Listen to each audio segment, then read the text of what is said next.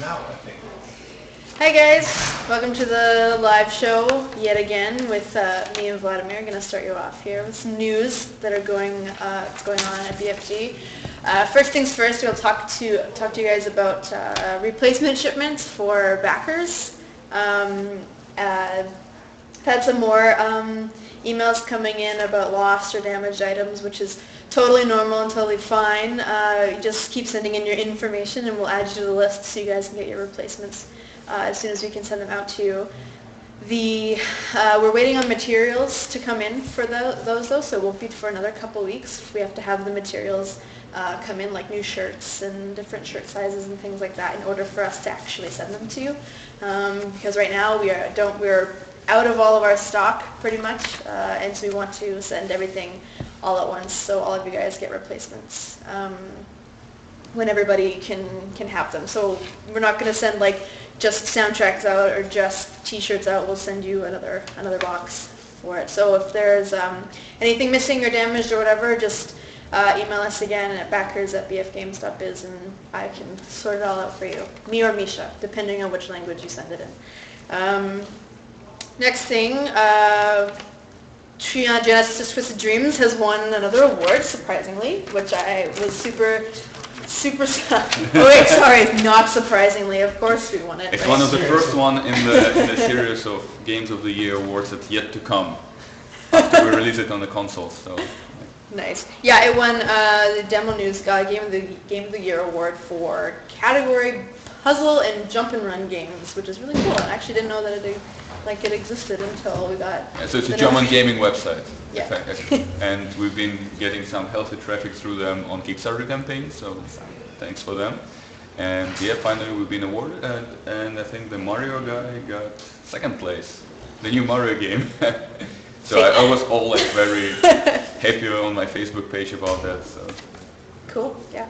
Another thing coming up, the SteelSeries raffle is still going on Facebook. If you guys haven't heard about that, SteelSeries and BFG have kind of intertwined into a beautiful collaboration where they have a raffle on their Facebook page to enter in to win some SteelSeries goodies. So if you haven't heard about that or you still want to enter the raffle, just go to facebook.com/SteelSeries and then you like the page and then you can enter in the email, your email address, so you can enter in the raffle, which is really cool. Also, this is my cheat sheet. I'll just hold it up high so you all know that I'm cheating. No shame. Genesis is now available as a digital download on Amazon and Origin. Your favorite digital stores. Awesome. No shit. Okay, and do you want to make so since we're next week we will be submitting our candidate to Microsoft for Xbox Live Arcade, and I'm proud to announce that PSN version will be coming together with the XBLA version, and that's going to happen end of March, maybe early April, depends on how smooth the submission process is. Finally you all have an answer. When will there be PSN? When will there be PSN? End of March, beginning of April. And shortly after we will try to hit it with the Wii U version. And on top of it, we've been looking at some. Last time we had a discussion about the new hardware thing. I think Nico was here talking about weird Ouya and weird shaped NVIDIA console. Yeah.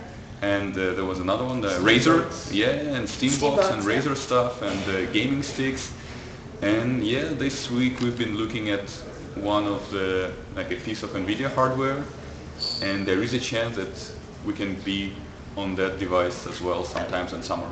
So we try to spread China everywhere. Yeah, spring summer will be like pretty crazy for our porting and stuff. Another thing that's in the news that somewhat affects us is Atari's filed for insolvency, which is interesting because Atari owns the IP for Desperados, which is a game that this company did when we were Spellbound, not BFG. So we thought that it was suggested to us a few times that we bid on the IP for it, which we might do.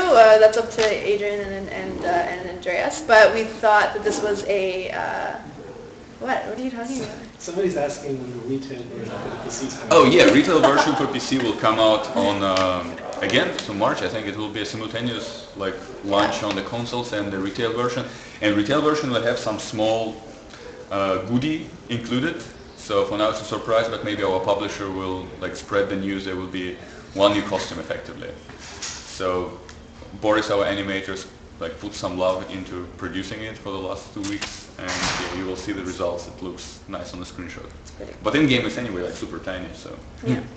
So about Atari, we decided that since it sort of involves one of our old projects, that we would let you guys in on what that project was. So we have Rolf, who's going to come in here, who's one of the designers on Desperados, and to talk about the game. And Nico's going to hang out with him too, so he's not all by himself. yeah, but I've got more news. I mean, remembering Spellbound, we have the Arcania.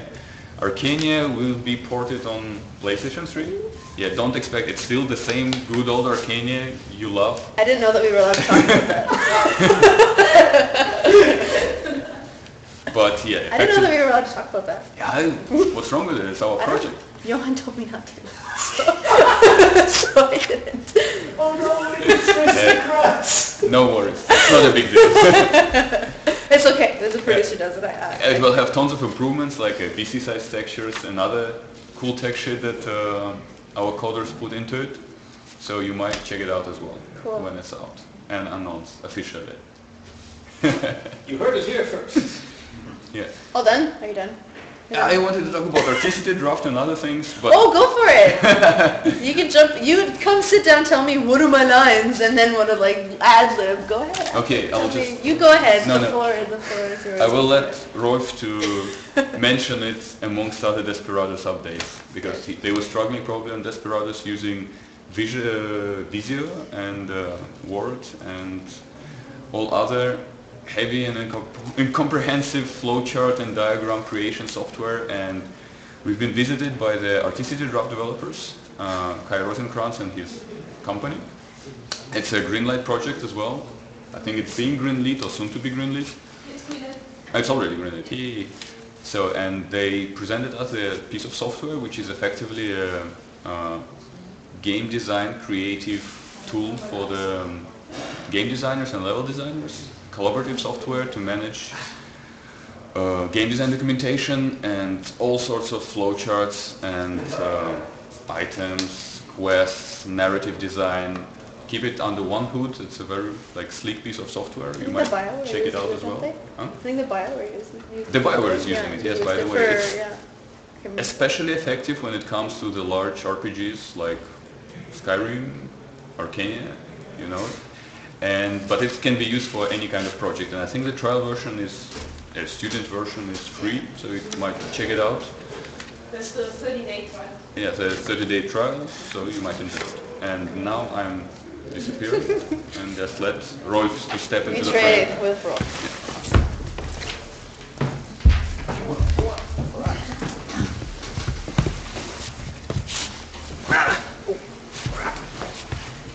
Whatever. There we go. Hello. Hi. Hello. So I'm here with Rolf. I'm actually only here to keep him company because he is the actual guy who worked on Desperados, and we wanted to talk about Desperados a little bit. I'm thinking you're going to see a little bit of artwork in between, and so I have no clue what exactly we're going to be talking about, so just go ahead and tell us about Desperados, developing Desperados. Not perfectly prepared. I was expecting questions. Well, anyway. What is Desperados? Yeah. I'm probably not the best person to talk about that because at Desperados 2 I was just a level designer doing an internship here, and Jean-Marc was the vision keeper at that time.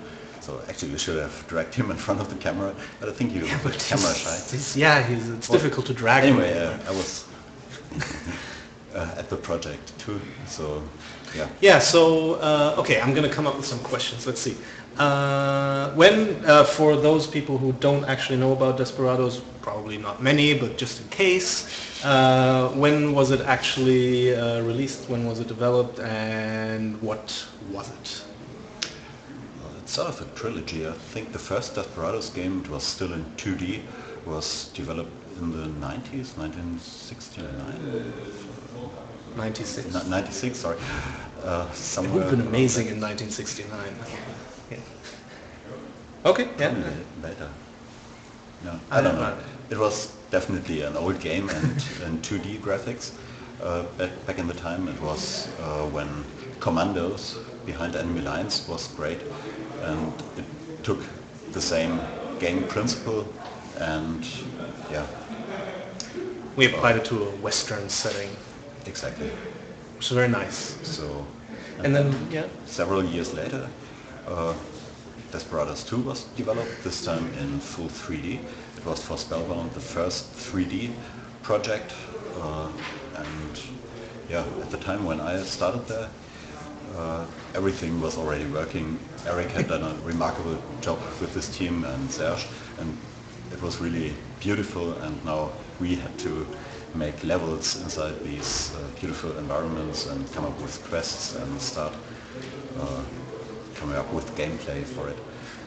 So you were a level designer. So what is probably the most, or what was the most challenging thing about making levels for a game like Desperados, for real-time It's really a tactical? lot to learn. The whole editor was homebrew. It was made in-house, so it was tailored just for this game and not really with much usability in mind. So there was Why a lot do I to learn. know this? Why? For example, the whole pathfinding had to be laid out by hand. So if someone moved a rock around, we had to readjust the pathfinding, otherwise the enemies would clip through that rock. Oh, okay. And stuff like that. Fortunately, later with Arcania, for example, we didn't have that problem anymore. We had dynamic You pathfinding. live and learn, basically. So Yeah. games development really improved from a usability perspective. And what was your favorite part about developing a game like that? Or is it actually something you miss? Would you like to do something Desperados like again? We haven't seen many games like that recently, like that Commandos Desperados style game. That's why I'm asking. Yeah. Yeah. What I liked most as a level designer was that we had Lua scripts at that time in the game, so we had very much freedom of designing our quests. So basically everything we could script, we could also bring in the game. Of course, this also was a bit of a danger, because you can also make all sorts of scripting mistakes and come up with all sorts of bugs. So lots of debugging going on. Yes. And so the story was also developed in-house, if I remember correctly. That was Yes. Who did that? Hans-Jörg Hans-Jörg. was with Desperados 2, the story writer. And did you get direction from him when it came to quests, or were you completely free to do whatever? Yes, definitely. At the time when I came to the project, the whole story arc was already laid out, the locations were laid out, and what was the basic outcome of a mission was already laid out.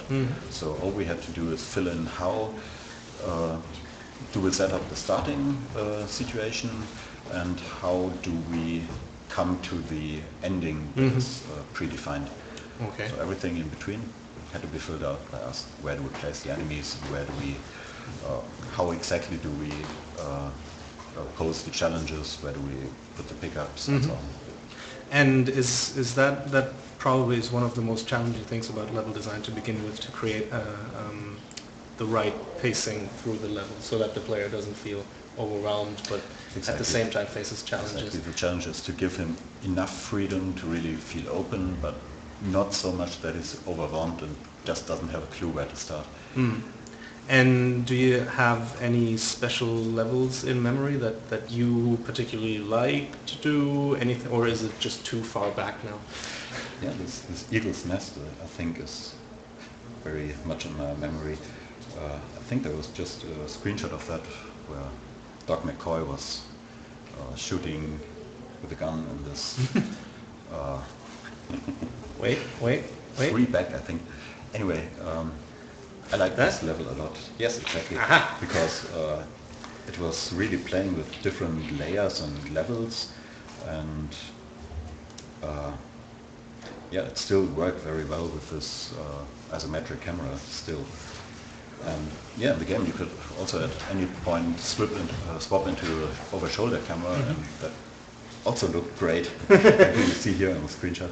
So Yeah. yeah, this level was just visually overwhelming and also offered lots of opportunity to come up with creative situations where you Okay. have interesting gameplay. Okay. So last question.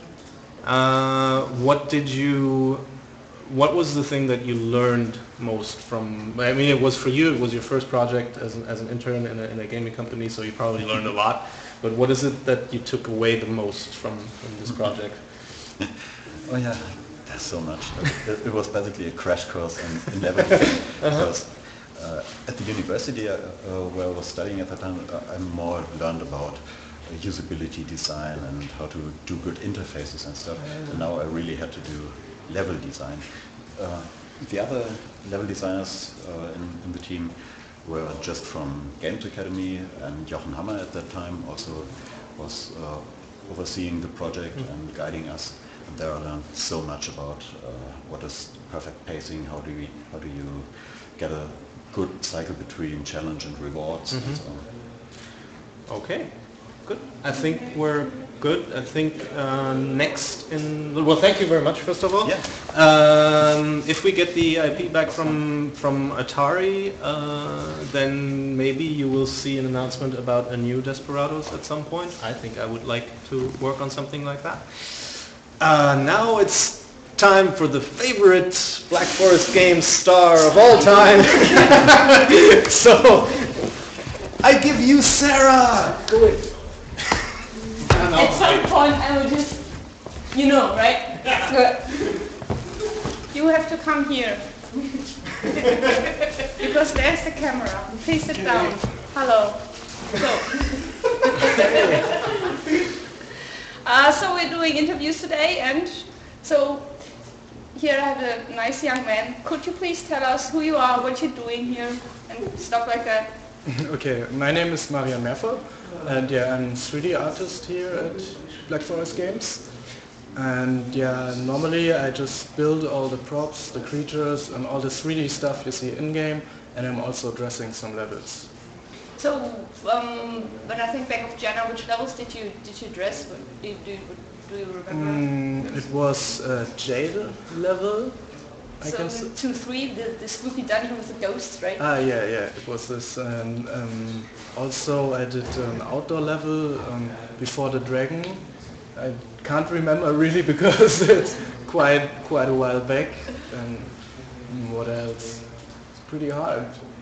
I know that you did 2 of my levels. I was always like, what? Yeah, if you know which levels I did. Yeah, those 2 that you just remembered, so 2-3 and 3-9. But yeah, I don't know the other ones. Cool. So how did you end up here, or how did you end up in the industry in general? Did you study something specific for this, or? Yeah, I studied game design.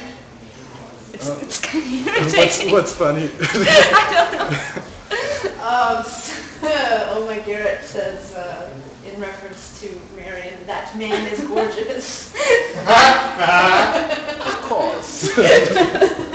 So now you have a fan too. Now you know how you feel. So. It's the hair, I think. It's the nice hair, I think. Thank you very much. I know it's awesome.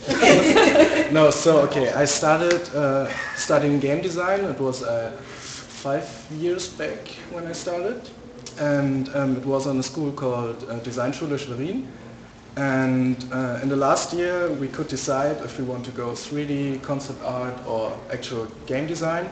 And then I decided to switch to 3D, and yeah, that's when I started. So I'm now 1 year, and a bit more than 1 year in the industry, and never did something else before, or were in different companies. So.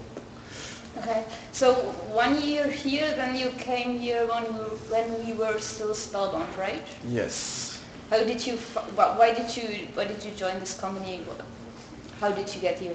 Actually, a friend of mine who also went to the same school got hired here, and normally I wanted to take another year after school to make portfolio and to practice stuff and getting better. But then, yeah, he got the job and he said, come on, why don't you also applicate here? So I sent an application and got an internship, and after some months, yeah, I got hired. Cool. So That's that nice. was pretty awesome. Okay. Besides the green, because that's the obvious answer everybody gives, what do you like about working here? Yeah, it's the atmosphere, the people. Of course, I've got many friends here.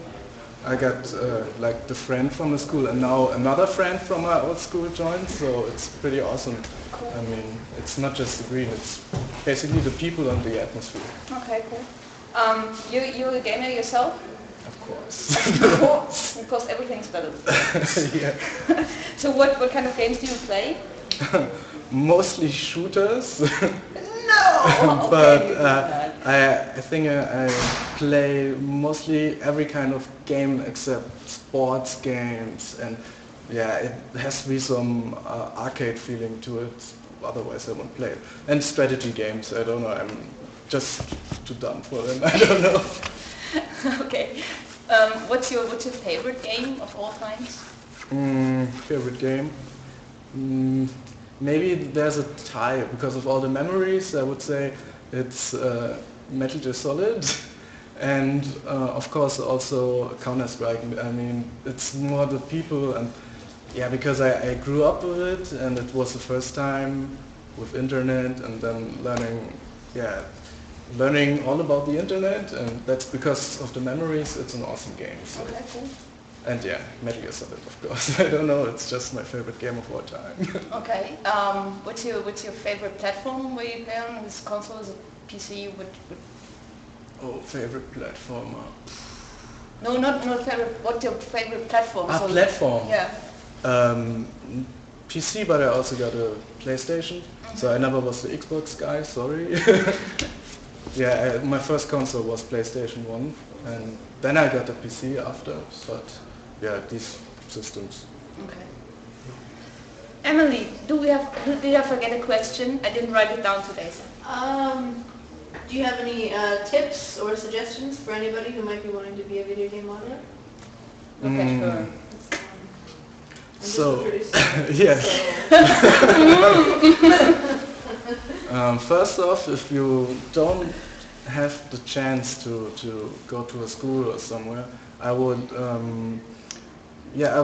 study the internet for tutorials with 3D models, forums. One of the biggest and the best forums is polycount.com, and there are lots of really high-ranked artists, and there's a wiki, there's everything. You can learn basically everything. You can ask the people, and really when you really you cannot go to a school, then you have to learn it by yourself, and you really have to work or practice every day, otherwise it won't work.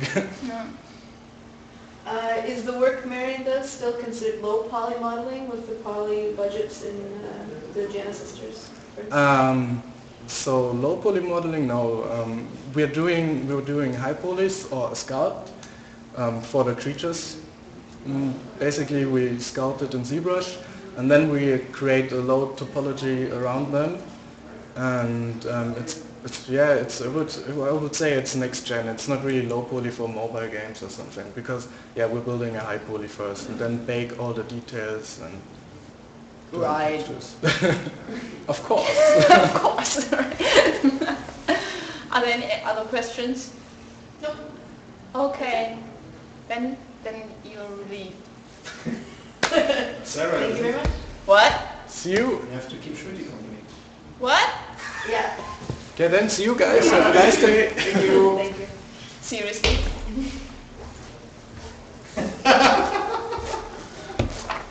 I so hate you right now. Yeah, it's quite awesome how everything is here so much decided on the fly, right? You should see him dancing over there.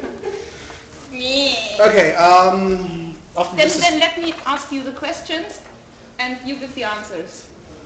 I don't have my notes anymore. Yeah, I give you the notes back. Okay, right away. Okay. On which basis do you select or not one project from another? Because we had this question once. how do I put this at best? So in principle, everyone can come up with ideas here at Black Forest Games. We share these ideas then and then present it to our creative heads. And once they say, "Oh, this is a great idea, let's do this," then basically we look where it is going from there on. So with Gian, I wasn't too involved. I was involved with another project I'm not allowed to talk about. Oh wait, we have presented them Blast, right? Yes. Okay, I was involved in the beginnings of the Blast production when we were doing some pre-production for that project. It was basically very experimental. So we had 3 small teams that were throwing ideas at each other, and what are you two doing here? No, I'm just telling him that I hate him. Just go on. The usual. Yes. Okay, wonderful. So basically, 3 small teams. We were tossing ideas back and forth, and in the end, we came up with something that was more or less solid, and presented that to our creative director, Jean-Marc. And then pre-production more or less started on that project, but then we shelved it because of the money was running out and stuff like that. So you wanted to ask me more questions, right? Yes, of course I wanted to do that. You volunteered practically. Well, I've been volunteered, yeah. Will you release for backers the famous first Jana voiceover you removed because it was a little too naughty? What? Oh, that one. What? I guess.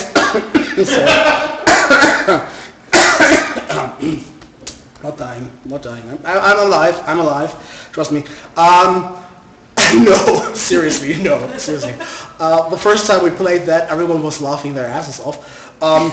What could happen is if I asked our associate producer and our producer and maybe our boss if I can make a little video of that fun and then release it on an unsuspicious looking YouTube account somewhere on the web, then we could probably do that, but I think nothing official. Now I want to leak this voiceover. I give you a Fraps capture of that, and you can do whatever you want with that. Thank you. See? Carte blanche with the Wonderful. naughty voiceover. Thank you. I'm excited about it. Please continue. When will Jana Sisters Crystal Dreams come to PSN? This is one of those wonderful questions I have on my papers, but Vladimir is answering that all in the beginning, so yeah. So basically between end of March and the beginning of April, and this is really not happening. What are they talking about? Is his beard growing his own beard? Oh, that's funny. It doesn't work like that. Okay. Basically, PSN release of Gianna Sisters Twisted Dreams is between end of March and beginning of April, together with the Xbox 360 version and the PC retail version. So, speaking of beards, Schmitty, are you planning on growing your beard like Gandalf? Because you should. Stands right there. I see what you did there. Okay. That's a legit fan question. That was on Twitter. As long as I don't have any official meetings with my parents or the rest of my family, probably I can grow it a bit longer. But then I would be endangered that she's starting to Dread them? Yeah, to dread them, which would be so awesome.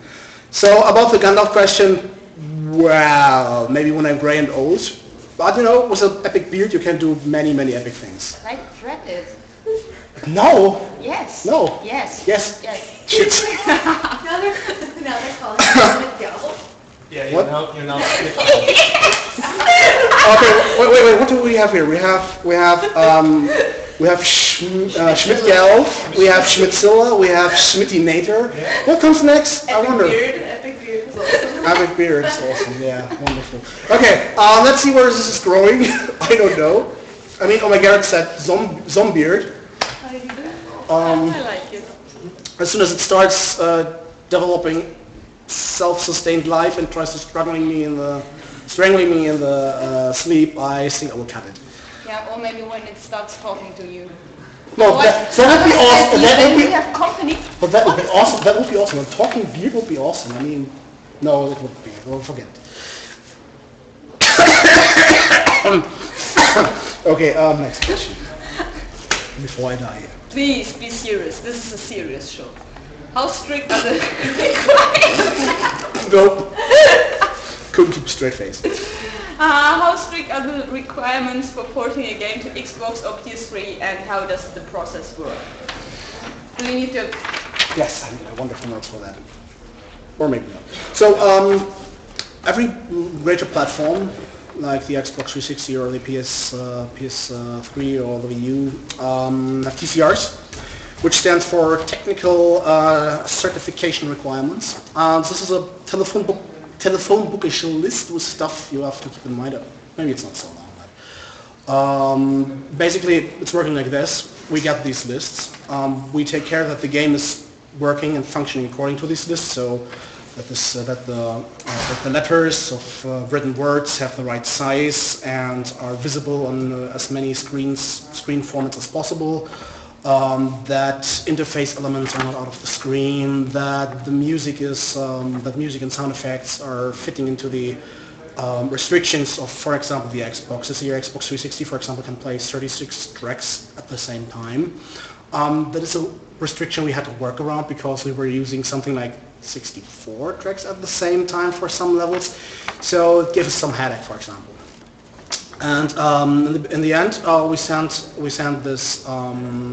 our game over when we were done with checking all the stuff over to the platform holders, for example, Microsoft, and they check the game from top to bottom.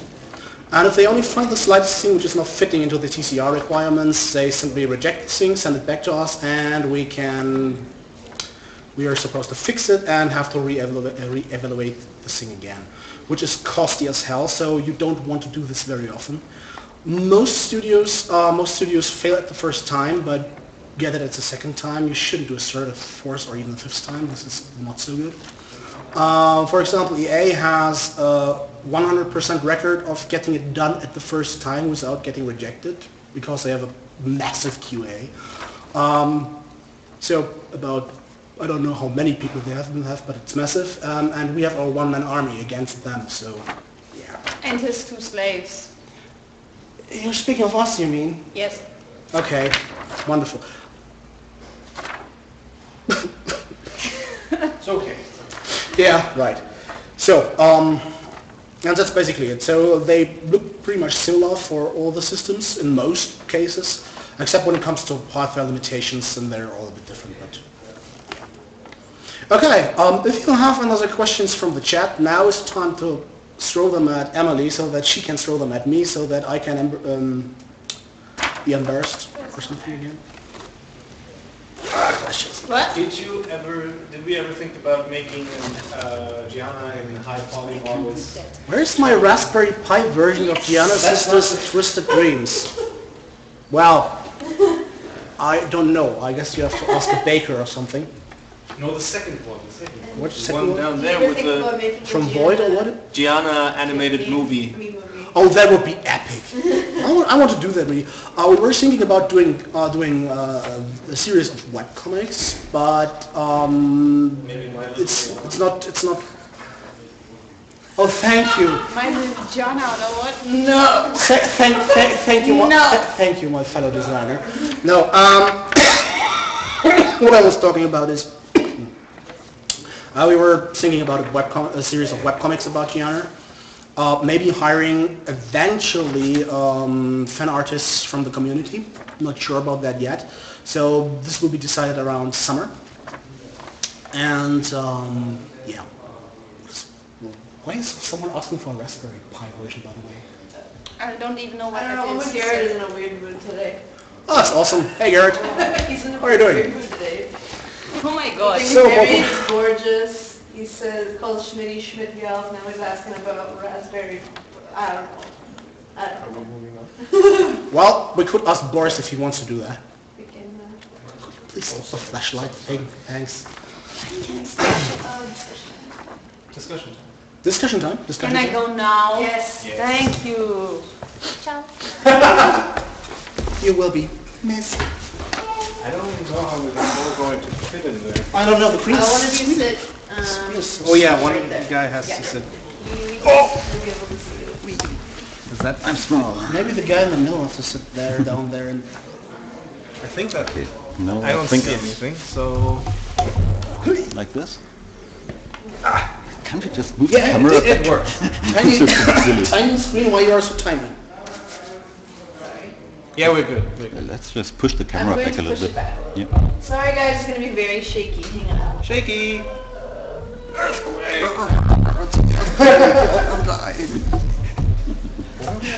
Maybe just sitting like a Okay, rock, you guys, the not moving at discussion all. topic is from a developer's point of view. This was submitted by Benkin on Facebook. From a developer's point of view, what is casual gaming versus hardcore gaming? Is it an actual thing or is it a marketing gimmick? What are they? How do they affect the industry? What are your opinions on that? Well, it's definitely not a marketing gimmick. No. It's okay. So go that way. Sorry.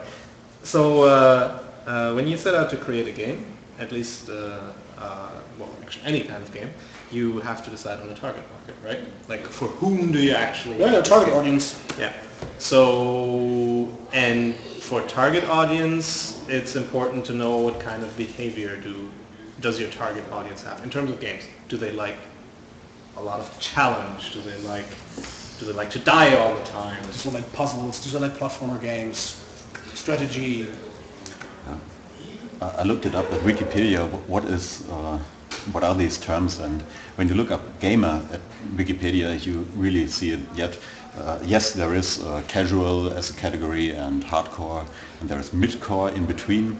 And then there's also categories like girl gamer or gamer with a Y, the gay gamer community. So there are different audiences, yes. And Gamer with the wife community. I think the good thing about these target audiences is when you say in the team, guys, we are developing something for the hardcore crowd, then everyone knows what you're talking about and knows, okay, these casual features we should probably push back and instead make it more. You have to say out of the box, of course, when you go away from how developers categorize target audiences and stuff. There's also this really heated war. Can you take it a war? It's more like a bashing, I guess, between people of the deems them casual players and people that deem themselves hardcore players, and then hardcore players deeming other hardcore players they're too casual and stuff. But that's more of a community thing. Yeah. It's like you have the community thinking about, oh, I'm so hardcore because I played, I don't know, Super Mario on the old NES and I played it all through and blah, and now today everything's so easy. That's Welcome to join. that's more like the community point of view. But then on a developer point of view, it's more. It's similar, but it's not exactly the same because you're thinking about, okay, so we make a game, and for example, how often do we include save points? Do we do it like every other corner, or do we do it once per game? Because that appeals to different people. Like some people will say, oh, there's another save point, how boring is that? And then the next guy will be, oh my God, I can never get through this game because there's no save We points. see this every day on the forums. Yeah, exactly. It happens for Gianna, right? Because Every day.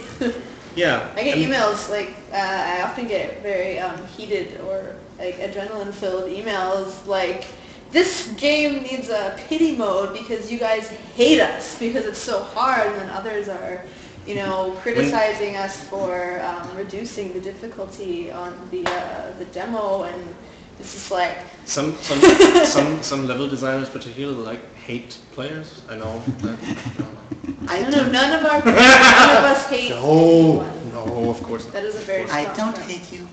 No, we love you because you play the game and you keep the studio open. But Sarah is pretty evil. Yeah. Yes, Sarah's a different topic. She's No, Sarah's a different thing altogether. Yeah. yes. Sure. But But here comes the You're camera. gonna hear her in the background in a second. the point The point being that if you develop for a hardcore audience, you have to think to approach a game differently than when you develop for a casual audience. And there's all kinds of things involved. It's not just about save points and lives. It's about how do you spread out the interface? How many interface elements do you actually put in there? How much help do you give the player when he needs to read the screen? Do I know how much health my enemy has left, or do I not know that? Do I know where to hit him, or do I not know that? Do I have to find that? These are gameplay questions at the end. Yeah, exactly. Yeah. Some really want everything laid out for them. Others really prefer to test around and die a lot and find out what the solution to the riddle is. So everybody here seems to be agreeing that it's more of a how you play rather than what the game is. Yeah. However, you have, I think still the majority of the gaming industry is still doing the same thing where they release certain games with certain themes under the branding of casual, and I think that the only reason that happens is because there isn't enough of an understanding in the community of what casual means versus hardcore to developers, because I think to consumers it means like a DS pony game versus Call of Duty, which isn't the case, and is it's not necessarily the game itself or that makes it casual. It's the player who and how he or she plays it, which is there's a disconnect in between the two, but there's not enough of a connection or understanding in the subject for the majority of the gaming industry to kind of swoop in and change. Well, that's where we come back to the thing that you have the publicity perception of what hardcore and what casual is, and you have the developer perception of what hardcore and casual is, because the community for some reason seems to think that if a game has a bright sparkly little character in there, it can't be hardcore. It's obviously casual because it's cute and fluffy, whatever. Never mind that they die 50,000 times on the first boss. Doesn't matter, it's still casual to some people anyway. Not everybody. Yeah, the terminology is a little disconnected between developers and community, so that's which is a bit of a problem then when you use exactly these terms in your games. For example, I mean, we use hardcore and uber hardcore as labels for two of our grades of difficulty,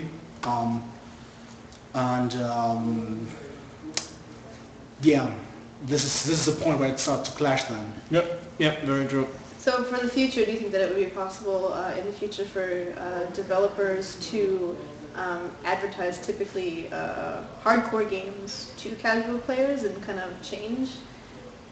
Well, this is kind of the whole point of something like what we're doing right now. It's like changing or clarifying how things are actually done, how things are behind the scenes, like what does the developer actually mean when they say hardcore, because at least from my point of view, it's often enough I find that the community has a very limited insight into how games are developed and what developers actually are thinking when they develop the game and how the process is going on and so on and so forth. So in order to change that so that the community knows more about it, and then also that disconnect is no longer there, we're trying to do something like this where we talk about it and share our experience. Hey.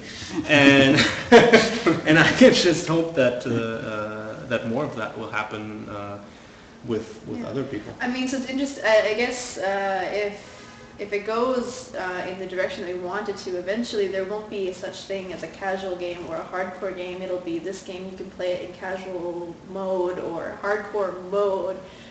Rather than, I mean, because you can search anywhere online or any or even on Origin and on download sites, you can search categories, casual games, and it's the Time Wasters, it's the Angry Birds, it's the mobile games, it's everything. So. I think everything that we have there to reach that point to break a really thick layer of ice. Yeah. I mean, for example, I'm a lifetime Mega Man player, so played most. Yeah. Hey, like he's talking about Mega Man there. Oh. Look at that! You and Garrett are on the same. Yeah. Oh, yeah. Awesome. Yeah. Let's take for example the old Mega Man series. It's super fair and it's super hard. So most of the games were super hard actually. Yeah, I'm right. Mega Man 10 had a neat system. Exactly, I want to get to that point. You can read my mind. I wonder who of us two has the long beard and the stuff in the hand.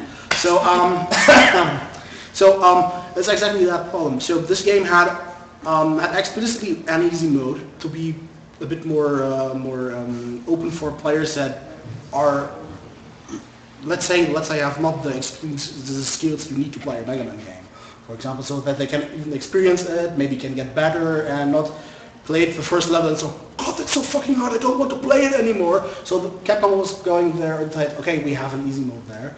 But that started somewhat of an outrage in the fan community, because for them it was like, okay, we're hardcore Mega Man players, and that is something like a, I don't get the word, a privilege to play that game. And I really don't like the way of thinking of that. I mean, I'm proud that I can beat these hard games, but I would never deny any other gamers access to a game just because they don't have the time as I had back then. Yeah, that's one of the issues, is that when you put out a game and especially if it's a franchise that's known for something like Mega Man, or also, let's say, Dark Souls or similar games. Yeah, or take the new Devil May Cry, or Devil May Cry.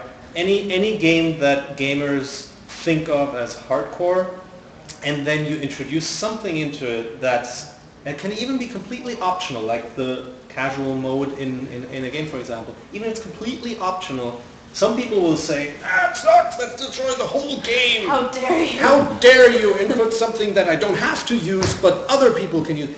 And that is something that I personally don't understand at all. It's like, why do you care if your game actually gets more people to play it, which means the people who make it get more money, which means they will probably make another game, so you can have another game. And that's where I don't. There's one of the big disconnects. It's like, oh, my game is getting more popular. I don't like that. I find that communities with really hard. I'm sorry, Rolf, I'm using your back as a footrest. I'm not wearing shoes, so it's okay. I'm not going to get you dirty.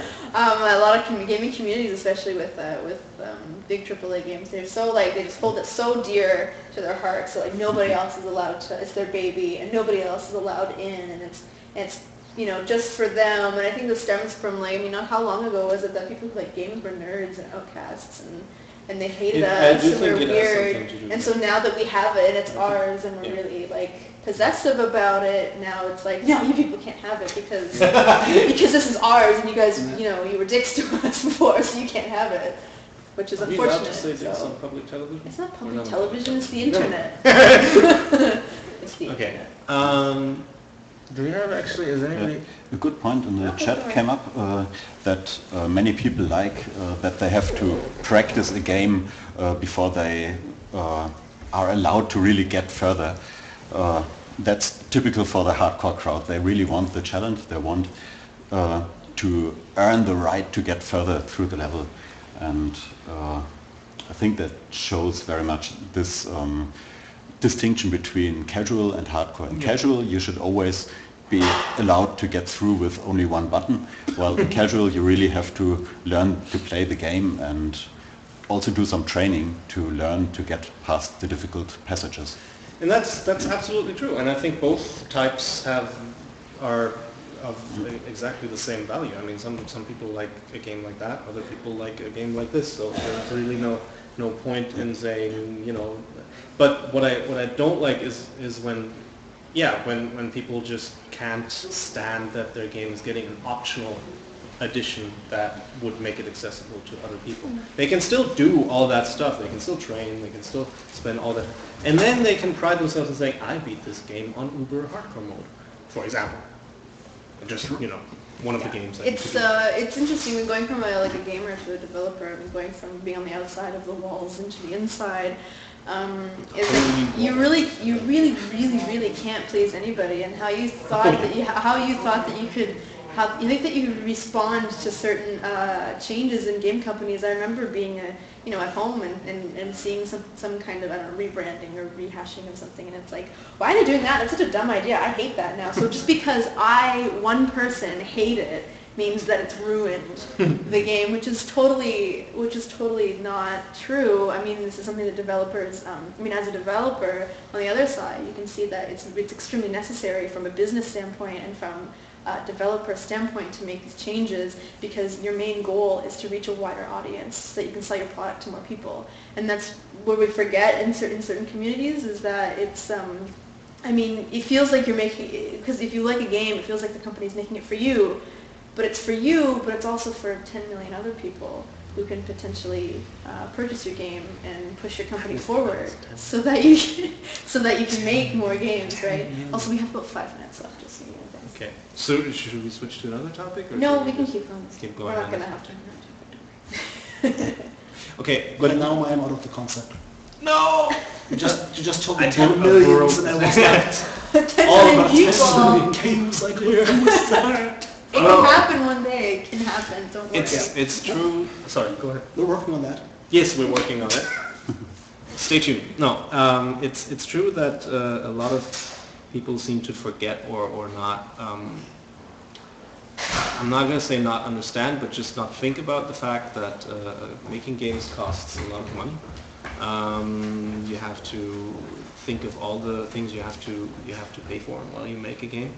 And the more people you reach with your game, obviously, the better the chances that you can produce another game. And while, let's say, huge companies like EA or Activision or whatever, they have the capability to just throw a couple of millions at a small developer and say, make a weird game, they could probably do that. Which they would never ever do, because it's a risk. Yeah, and there you go. That's the other thing. It's all about risk versus reward. And you know, yeah, bigger companies may be able to take a risk, but on the other hand, they're also playing with bigger numbers. So before you give somebody 10 million to make a game, you think twice about if you want to actually include something that limits target audience, because effectively you're already, before the game is even out, you're already limiting yourself to a smaller segment of the market. And then you're like, so why am I actually putting that much money in there? And as much as that sucks as a developer sometimes, because you have all these great ideas and, you know, a perfect game that's perfect for 500 people in the world, and it would be the best game ever for those people, but yeah, you need 10 million to make it, and that just 500 people just won't bring you that money. So We could convince Arabian sheikhs or something like that. yeah, maybe make a game just for sheikhs. What would it be about though? Yeah, that's really a thing. I'm not even. I don't know. No, where Kickstarter really Yes. comes in and is very helpful, because it really allows you to see in advance, is there a market for that thing? And at the same time you also get your funding, or you don't. And if you don't get your funding, it's probably a good thing, because that thing wouldn't have sold anyway. Yeah. So that's true. Kickstarter is awesome in the way that it allows you to also to convince not just backers, investors and the world to make your game. Like, for example, Chris Roberts, he used Kickstarter basically to show his investors, hey, look, there's millions of people, well, not millions, but there's people who are willing to pay millions of dollars for this product. So give me more money so I can make it, which is a good thing. And I think this is actually I think this is probably the best way to go about any Kickstarter project, is you find some investors and tell them, look, we have this concept, we're going to prove to you that there's a market for it, we're going to run this Kickstarter campaign, if it reaches a certain amount, you just double that amount or something, whatever. Details, but basically that works. And that way you can sort of bring back things that publishers probably won't, because just on the surface, they don't see it as a worthy investment. And they are probably right most of the time. Honestly, as sad as it makes me sometimes, if a publisher like Ubisoft or Activision or somebody says, no, this is not worth putting money in, then they usually have a reason to say that. They're not just, oh, we're not going to make it just because we don't want to. That doesn't happen. It's usually because this game wouldn't sell and it would cost us too much money to make. Obviously, you could say, oh, but then make a smaller game and make it for less people. But then you have the problem that these people actually also want current or next-gen graphics, and they want next-gen gameplay, and they want everything like a big AAA title, but then it's just targeted at a small audience, and it's difficult. Exactly. And on that bombshell. On that bombshell, I can't do the You can't do the British accent? Okay. I can't either. I should be able to, but anyway, guys, that's it for our show. I'm going to meander back here and turn off the stuff. Thank you guys for watching. Our next show will be the Thursday after next. So that's February. Sometime in February. I'll post it in the chat because I don't know. So It must be the 14th. 14th? It's on It's Valentine's on Day? Valentine's Day? Yeah, should Oh be, my God. because next week the 7th is a Thursday, so Okay. 7 days plus. Yeah. Interesting. And I have to know that because the 7th is my birthday. Right, yes. Next week, send birthday wishes. Yes. And then the week after, well, if you're gonna, That will be steak. we're all gonna spend Valentine's Day together. So if anybody is like forever alone out there, you'll be hanging out with us. Don't worry about it. There we go. We'll have pizza. You can make suggestions for silly stuff we should do for you. Yes, make Valentine themed Suggestions Perfect. for the next show. All right, Bye-bye. see you guys.